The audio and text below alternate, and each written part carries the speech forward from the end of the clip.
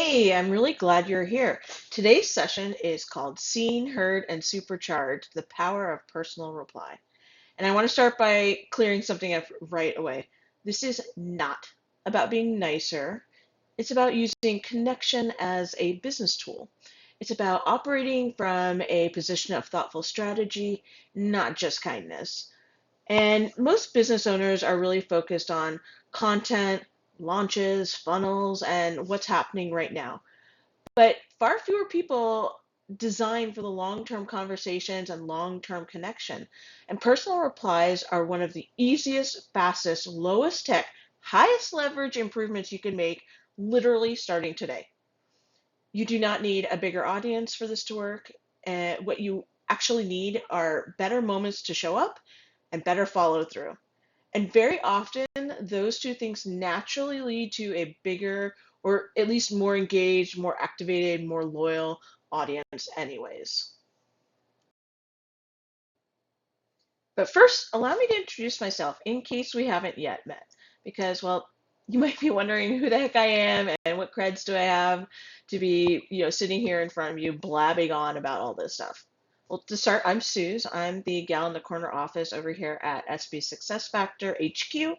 I know I look very young and spry, but I've actually been knocking around the business communications and content creation and management roles for over 25 years now.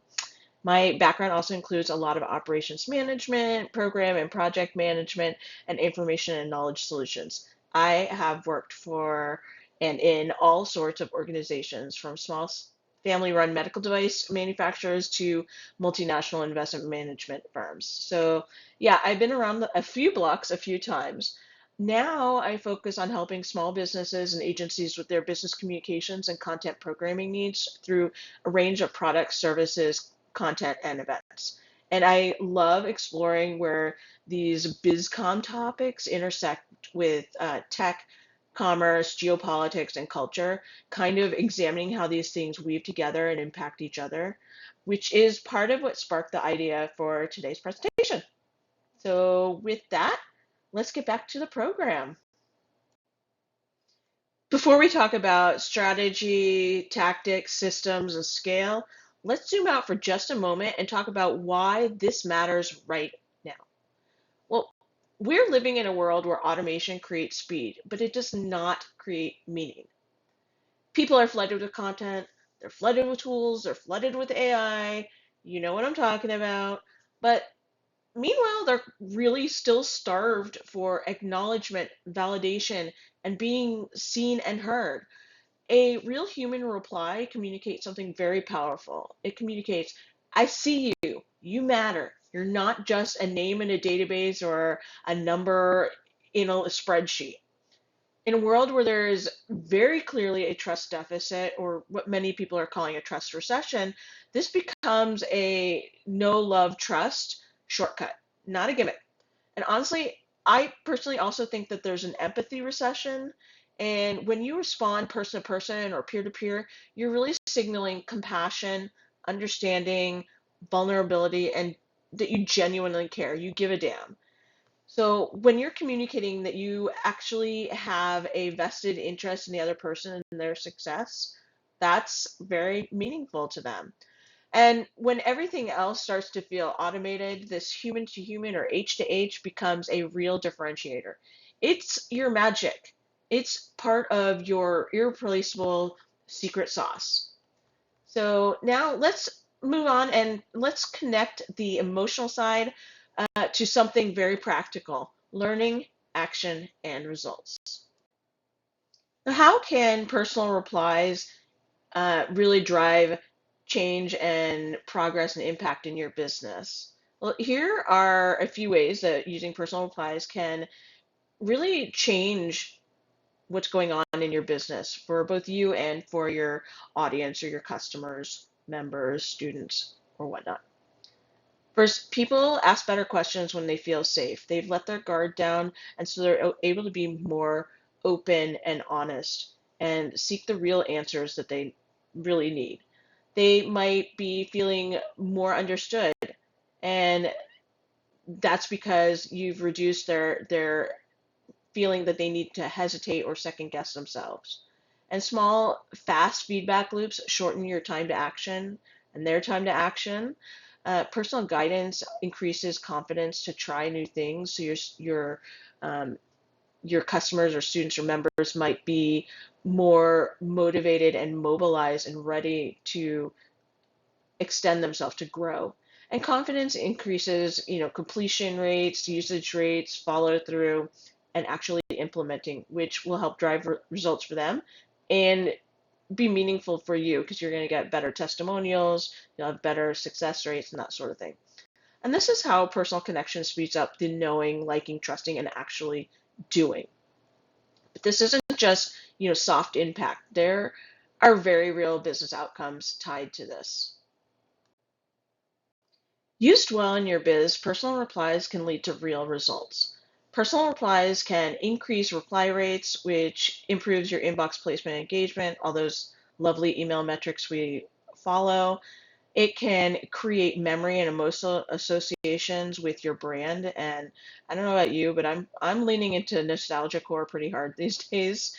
It can also raise perceived access and care, so make people feel like they are more within inside your inner circle. It can also convert lurkers into participants, browsers into buyers, and really help people with those conversions that you're trying to get them to do. And very often you can use personal replies to precede sales, so you're selling without sounding salesy. Ultimately, what you're really doing is building rapport and nurturing relationships that can endure, can last. And as most of us already know, repeat customers are more cost effective than trying to acquire new ones. And happy customers tend to have a higher lifetime value. And happy customers also tend to bring other people with them, such as customers or new members, or maybe they become affiliates and bring in more sales. And they're also really great advocates for you and your brand. Okay, so we have set the scene here. We understand why personal replies are so impactful and how they can drive change and progress for your business and your people. But before we talk about how this fits boots on the ground level into your business, let's clarify what a personal reply is and isn't so we're all on the same page.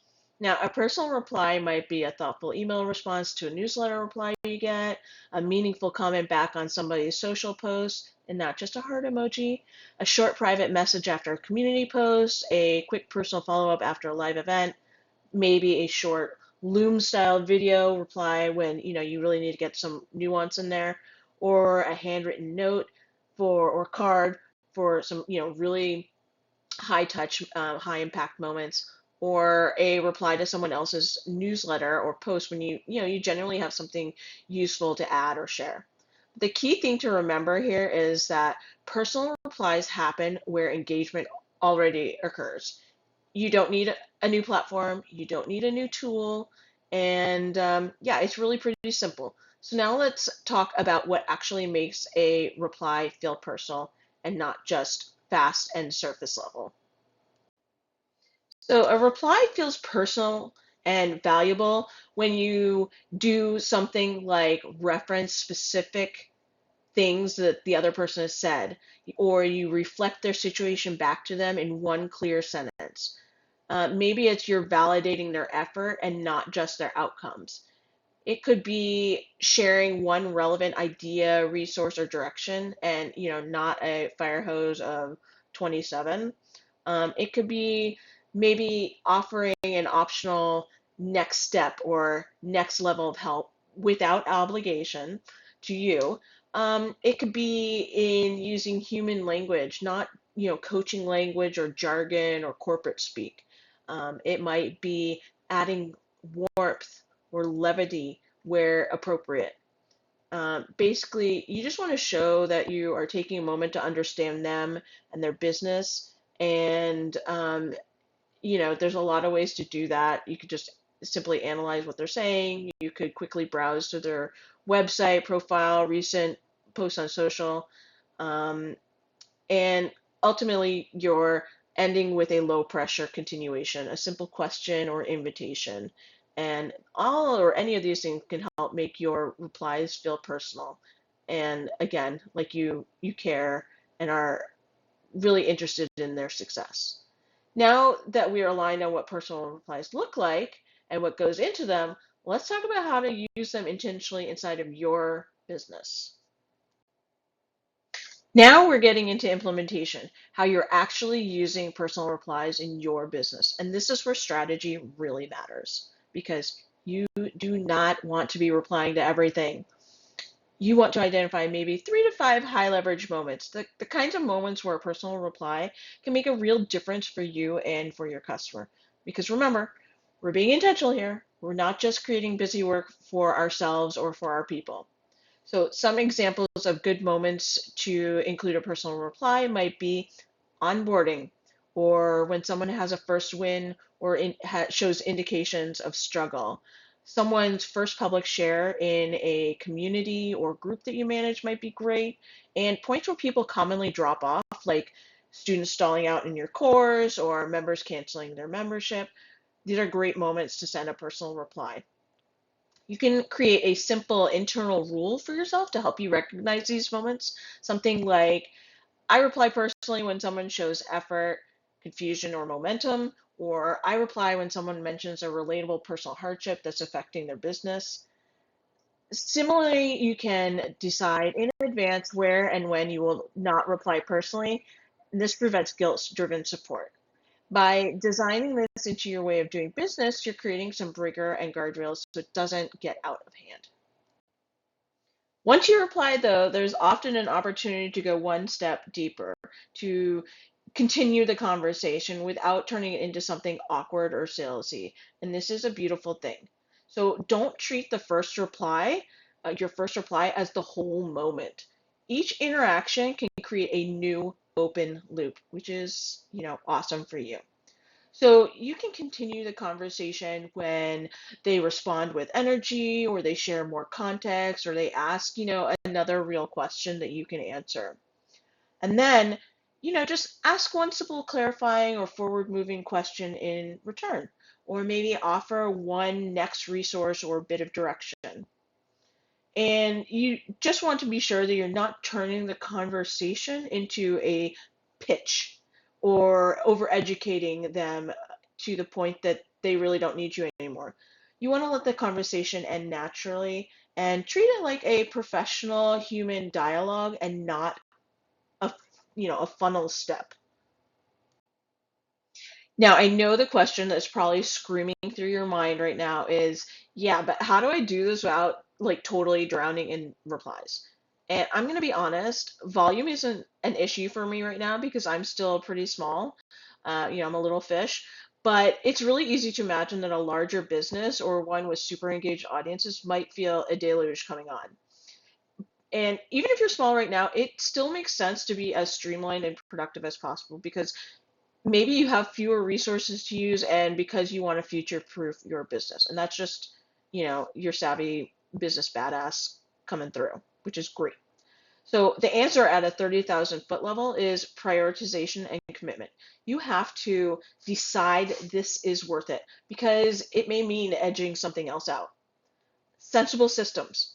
If you have the right tools and processes in place, you can tackle pretty much anything. Trial and error. It might take some time and experimentation to land on the ideal approach for you, and that may actually evolve over time as well, which also means that you need to do periodic review just so you can see what's truly working and what isn't working and adjust course as needed. And here's how to make this workable at a more 30-foot level. You can create a small library of customizable response starters, like one for thanking someone for doing, XYZ. As an example, I have a basic response framework for when a new subscriber replies to specific prompts in one of my welcome sequence emails. You can also use text shortcut tools for common reply structures, that you can then go back and tailor for your recipient. Magical AI is one that was really popular, and typinghelper.io is a newer one that one of our small biz peers created recently. You can also try blocking a short daily or weekly reply window into your schedule. When you decide to set aside some dedicated time and energy, it may be easier to get around to actually doing this. And grouping together, responding to several messages at once may be a more efficient approach than one-off responding to messages. Prioritize replies based on the depth of engagement or rapport you have with that person, maybe relevance to your program, the recipient's readiness to act, or the importance, urgency, or magnitude of the situation. And then just reply briefly. Depth comes from relevance, not length, and you don't want to create more work for your recipient by sending them a Megillah to read. Most importantly, bear in mind that you are not building a 100% response system here. You are building a high impact response system. And two more quick mentions here. Uh, Definitely use AI tools to help you if you want. I'm an advocate for that, and we are living in the modern era. But for the love of all that's good and plenty, do not let AI replace your brain and your personality and your unique, je ne sais quoi. Number two, it is also okay to build in semi-personal and automated elements to your system as an added layer of support. The common example here is sending an automated email reply to someone who emails you, and that automated reply would just say something like, their message was received, and you'll get back to them as soon as possible. All this only works though if you also protect yourself. So let's talk about expectations and boundaries. You can clearly state when and where you will respond, and then maybe say you don't respond outside of business hours. That's totally legit. Maybe you decide that you're not going to reply to vague, spammy, or transactional emails. Um, Maybe, for example, uh, people get temporary email addresses, or you can tell that they're just addresses of a bot. Don't reply to those. You can redirect people back to an appropriate channel if that is what makes sense. So maybe you're directing them back to your community, your knowledge base, your FAQ pages. You should keep emotional support human and empathetic, but not therapeutic. You're not their counselor or therapist um, in this kind of context. And you can be warm without being, responsible for their outcomes. Each person is going to be in control of themselves and accountable to themselves. So you're just here kind of helping them out and offering assistance, but not taking over responsibility for them. And you'll definitely need to protect your role as the educator and guide. And you're not showing up in this context as a personal advisor. And you need to just make sure that this is very clear in how you approach the situation and that it is evident to the person you're corresponding with. And while we're in this zone, we can quickly talk about where things can go wrong or, personal replies can go sideways. So here are some common risks and mistakes to be aware of and try to avoid. You don't want to over respond and create some kind of hidden support obligation for yourself. You don't want to accidentally position yourself as you're providing one-on-one coaching. You also don't want to give unsolicited advice. And I know this one sounds counterintuitive, but what I mean here is you don't want to go outside the bounds of your social contract. For example, giving personal advice in a reply that somebody's reaching out for business advice. You don't want to let private replies replace public learning spaces. You want to make sure that um, you are directing your person to the right places to ask questions so you can provide answers that might be applicable to more than one person in a public space. And you want to avoid inconsistency that can be really confusing for the person. It can kind of mess with their sense of, what's expected of them and what to expect from you. And you want to avoid treating personal replies as a growth hack instead of what it really is and should be, is a relationship building practice. Now, let's make this extremely practical. We're going from that theoretical realm into the practical and talk a bit about how to start incorporating personal replies into your business because you can start right now. There are really no barriers or anything causing prohibitive friction. Which brings me to your marching orders if you choose to accept them. Here are some simple next steps you can take today in less than 5 minutes. 1. Decide why you want to personally reply. Like, what is your goal, your purpose, your reason, etc. for doing it? 2. With that in mind, choose one place, like your email or Facebook group, to reply more intentionally this week. You do not want to be everywhere all at once. And where you show up should be somewhere that will support your reaching that goal that you just decided on. 3. Choose one moment, one kind of situation or circumstance that deserves your attention, your personal attention, based on the priorities and needs that you've decided on. 4. Prepare one flexible response structure or templatized reply that you can then personalize at will. It should be in response to that moment that you just settled on. And then 5, simply start. Just do it.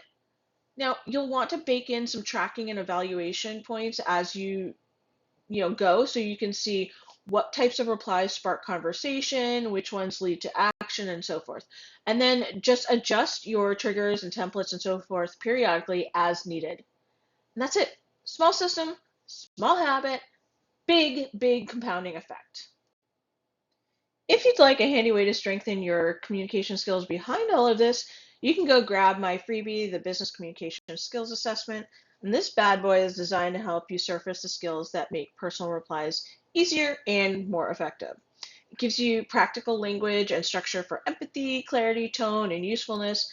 You can also use it as a self-check before you refine your personal reply approach. And it has a companion action and help hub, which is an interactive AI-driven tool you can use to help you create personalized takeaways and action steps. So I encourage you to go grab it, check it out, and again, it's free. And doing so will also add you to the SB Success Factor email list so that you'll start getting weekly goodness straight to your inbox from me. And I promise that if you reply to one of those emails, you will definitely get a personalized reply from me.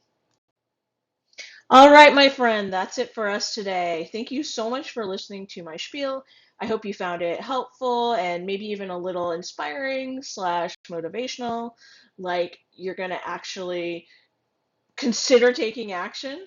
But remember, the connection doesn't come from designing the perfect system here. It comes from actually showing up thoughtfully and consistently and just, doing the thing, even if it's messy. So get out there and start doing some personal replies. And with that, I wish you a great rest of the day. Feel free to reach out to me with any questions you have. Otherwise, bye.